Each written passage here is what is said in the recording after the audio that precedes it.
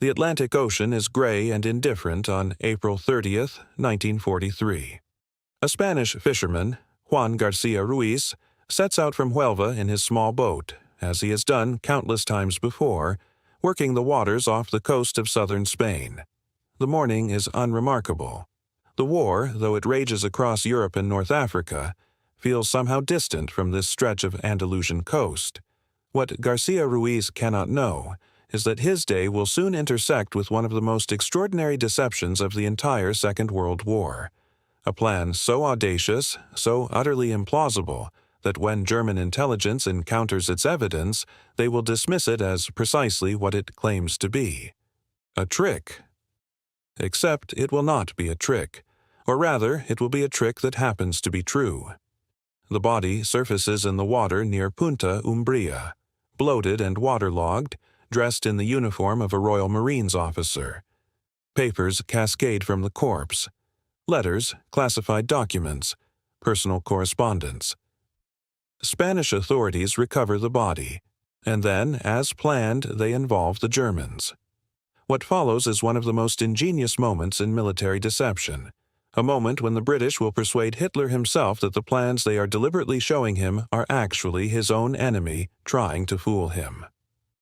The Germans will conclude that the invasion of Sicily is misdirection.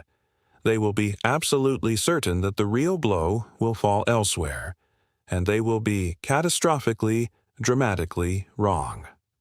The man in the water is not a real major, though he wore the uniform of one. His name was William Martin, and he had died months earlier, a patient in a London hospital. The papers were genuine, or rather, they were genuine fabrications, official documents created specifically to be captured and believed. The entire plan rested on a truth so strange that an enemy looking directly at it would see a lie.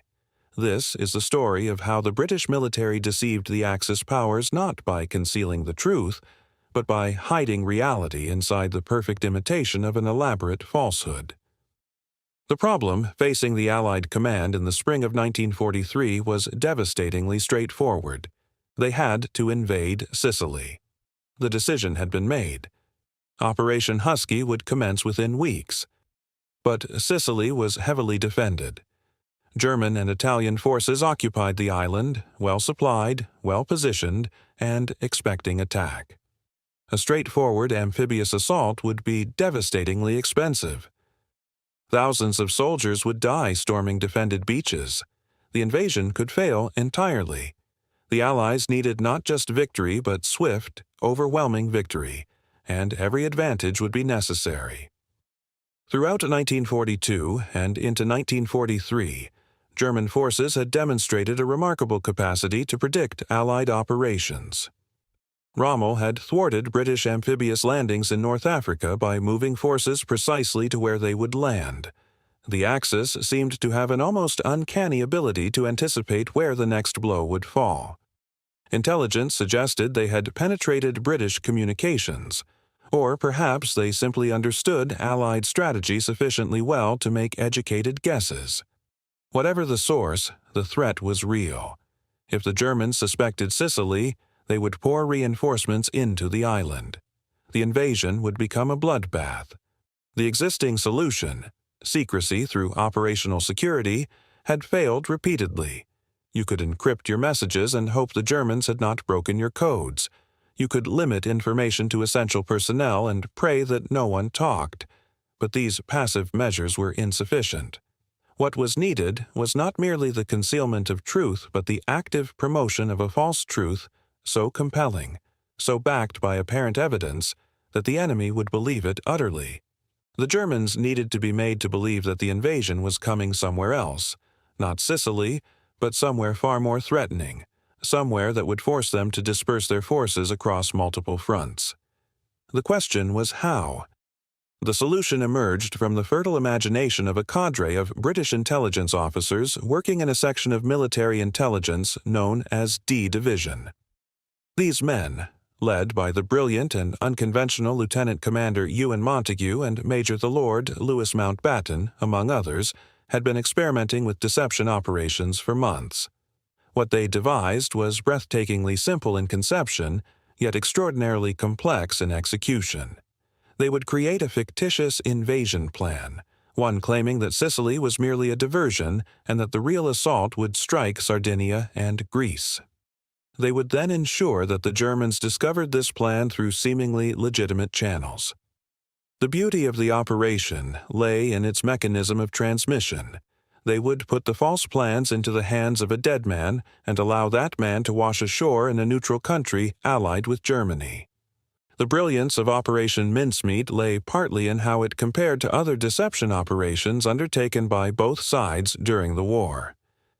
The Germans had attempted their own deceptions, notably the elaborate scheme surrounding the Enigma intelligence that was fed to the Allies to convince them that German battle groups were smaller than they actually were. But these German operations had relied on controlling information flow, on managing what could be known. Operation Mincemeat worked differently. It did not rely on controlling information but on hijacking the very mechanisms of intelligence gathering that the enemy would employ. The Germans felt they had caught the British in a lie, caught them through their own intelligence services, through their own network of agents and sources. This made it psychologically harder for them to dismiss. If they believed the evidence was too obvious, too convenient, they would have suspected a planted story. But precisely because it came through proper intelligence channels, because it had the character of intelligence that had been captured rather than provided, because it had been found rather than given, it became psychologically convincing. The American deception operations, by contrast, had tended to rely more heavily on false radio traffic and the manipulation of intelligence estimates. The Americans were creating false order of battle reports, false strength assessments, false orders of advance. These operations were successful but operated in a different register. Operation Mincemeat was a fundamentally European, fundamentally British solution to the deception problem. It was theatrical, elaborate, macabre, and it was grounded in the concept that the most credible lie is one that appears to be a truth that has been captured rather than one that has been provided. The Italians, commanding forces in Sicily, noted with some astonishment that German high command seemed remarkably unconcerned about the possibility of invasion. When the landings came, the German reinforcements were not available. The Italian forces were left to deal with the invasion largely alone, and the Italian military, depleted and demoralized, could not withstand the assault. Within weeks, Italy would surrender. Operation Mincemeat had contributed to the political unraveling of the Axis powers in southern Europe. The impact of Operation Mincemeat extended far beyond Sicily. The success of the operation demonstrated to both the Allies and the world at large that deception at the strategic level was possible. If the Germans could be fooled about where an invasion would strike, if they could be convinced by captured documents that were actually planted documents, then what else might they be deceived about? The operation provided proof of concept for the larger deception operations that would follow. Within a year, the Allies would mount Operation Fortitude, the vast and elaborate deception surrounding D-Day itself, designed to convince the Germans that the main invasion would strike at Pas-de-Calais rather than Normandy. Operation Fortitude would be more complex, more elaborate, involving false radio traffic, hundreds of inflatable tanks, carefully planted intelligence through agents, and an entire fictitious army under the command of General Patton. But Operation Fortitude would build on the principle proven by Operation Mincemeat, that an enemy could be made to believe a falsehood if the falsehood was delivered through the channels and mechanisms that the enemy used to gather truth. The survival of William Martin's remains, the continued existence of the dispatch cases and documents, created a physical archive of the deception. After the war, many of the original materials were declassified and studied. Historians could examine exactly how the forgery had been accomplished, how meticulously the personal letters had been crafted, how carefully the military documents had been prepared to seem authentic while actually containing the intended deception. The care invested in making William Martin a convincing person, with a girlfriend, with a unit assignment, with a plausible reason for carrying the specific documents he carried, became apparent in retrospect as an almost obsessive attention to detail. The corpse selected for this grim work was obtained through medical services. William Martin, a 34-year-old Royal Marines officer who had died of pneumonia weeks earlier, was exhumed and placed in a large metal cylinder filled with dry ice. His body would be preserved sufficiently for the waters to carry it ashore in a state that would not immediately suggest his death was other than recent drowning. The documents prepared for him were extraordinary achievements of forgery and strategic deception. Letters from Admiral Sir Henry Moore, Vice Chief of the Naval Staff, discussed the upcoming operations with reference to Operation Husky in way that suggested deception. Military documents outlined invasion plans that highlighted Greek and Sardinian objectives. Personal letters from a girlfriend named Pam provided emotional authenticity, establishing William Martin as a real person with a real life, making the entire package credible. The documents were sealed in leather dispatch cases, bound with high-security locks and fastened to William Martin's wrist with a steel chain. The whole package was then loaded aboard the British submarine HMS Seraph. On April 30, 1943, HMS Seraph surfaced off the Spanish coast near Huelva, deliberately chosen because Spain remained officially neutral but was known to be permeable to German intelligence services. William Martin was committed to the sea, and the currents would do the rest of the work. The Spanish fishermen who discovered the body reported the find to the Spanish authorities, as was proper.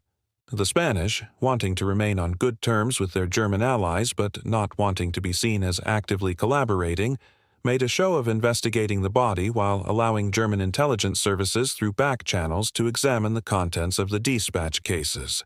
The Germans photographed the documents. German naval intelligence was convinced. Here was proof, actual, physical, recovered from a corpse proof, that the invasion was not directed at Sicily. The plans showed it clearly. Sicily was the feint. The real invasion would strike Sardinia and Greece. What the Germans did not realize, what they could not have realized without inside knowledge that they did not possess, was that the proof they held in their hands was manufactured proof of something entirely false. The British had essentially created a false document showing a false plan, and had made this false document appear authentic through the very mechanism that made it hardest to suspect. They had put it in the hands of a dead man in a location where it would be discovered through intelligence channels rather than planted by agents. The Germans found themselves in the extraordinary position of believing they had uncovered a deception, while actually falling victim to a deception of breathtaking subtlety. Orders were transmitted to German forces in the Mediterranean. Reinforcements destined for Sicily were redirected toward Greece and Sardinia. The German High Command, including Hitler himself, became convinced that Sicily was indeed a feint. General Kesselring, commanding German forces in the Mediterranean, was ordered to prepare defenses in Greece. The Reichsmarine moved naval assets accordingly. The Wehrmacht repositioned troops. Everything that the British had hoped to achieve through deception began to happen. On July 10, 1943, Operation Husky commenced. The Allies landed on the beaches of Sicily in overwhelming force. The Germans and Italians, their forces dispersed in the wrong locations, defending the wrong coastlines, unable to concentrate their strength against the invasion because they believed the invasion was coming somewhere else, were unable to mount an effective resistance. The campaign to conquer Sicily lasted 38 days, far shorter than had been anticipated, with far fewer Allied casualties than had been feared. The island fell, and the road to southern Europe was opened. If you are finding this interesting, a quick subscribe helps more than you know. The stories of the Second World War deserve wider audiences, and your support makes that possible. Yet, the most remarkable aspect of the operation was not technical, but psychological. The Germans, examining the documents, should have recognized the signs of forgery if they had been predisposed to see deception. The documents were not, in fact, flawlessly forged. Experts have since noted small inconsistencies, elements that might have suggested tampering to a viewer expecting to find it. But the Germans were not expecting to find it. They believed they had intercepted a genuine intelligence leak. They believed that they had caught the British attempting to fool them about the location of the invasion. And because they believed that, they did not look too closely at whether the evidence of what they believed they had caught was entirely consistent. The Allies learned from this operation that the human mind, when confronted with evidence that matches its existing expectations, performs remarkable feats of confirmation bias. The Germans expected deception about the location of the invasion. When they found evidence of that deception, they accepted it without excessive scrutiny. The operation stood as a demonstration of how strategic intelligence could be shaped not just by controlling information, but by managing the expectations and assumptions that intelligence analysts brought to their work. On the beaches of Sicily, in the summer of 1943, soldiers from the British Army, the American Army, and the Canadian Army came ashore and encountered less resistance than they had feared. The German forces were not there in the numbers required to stop them. The Italian forces, diminished and demoralized, could not hold the line. The island fell. And it fell in part because of a man who was already dead when the invasion began, a man who had never served as a Royal Marine officer during any active service, a man who existed primarily as a vehicle for a remarkable deception. William Martin, in death, accomplished what would have been impossible in life. He changed the course of military events. He demonstrated that the truth could be concealed not by keeping it secret, but by hiding it inside an elaborately constructed lie that the enemy would discover and believe. The operation remains, more than 80 years later, a masterclass in the application of psychological warfare at the strategic level. It was not an operation that used violence or threat or military force. It was an operation that used the enemy's own intelligence-gathering mechanisms against them. It converted the very tools they used to discover truth into instruments of deception. The Germans had not failed to protect themselves against deception. They had instead become victims of a deception so subtle, so perfectly aligned with their expectations, that it became psychologically stronger than any amount of additional evidence could have made it. And thus, the man who never was, the officer who never served, the major who arrived at his deployment already dead, became one of the most consequential figures of the Mediterranean campaign. The body of William Martin, now preserved in memory and in historical record, rather than in the cold Atlantic waters, remains a testament to the creativity, the audacity, and the sheer inscrutability of British military intelligence at its finest. He carried into the depths not merely documents, but a vision of what deception could become when it was elevated to an art form. The enemy looked at him and saw proof of an invasion coming in the wrong place. The Allies looked at him and saw proof of concept that would shape military operations for the remainder of the war. And history looks at him still and sees a man who, in the most literal sense, gave his life to his country. Not through blood spilled in battle, but through a journey to the sea that changed everything.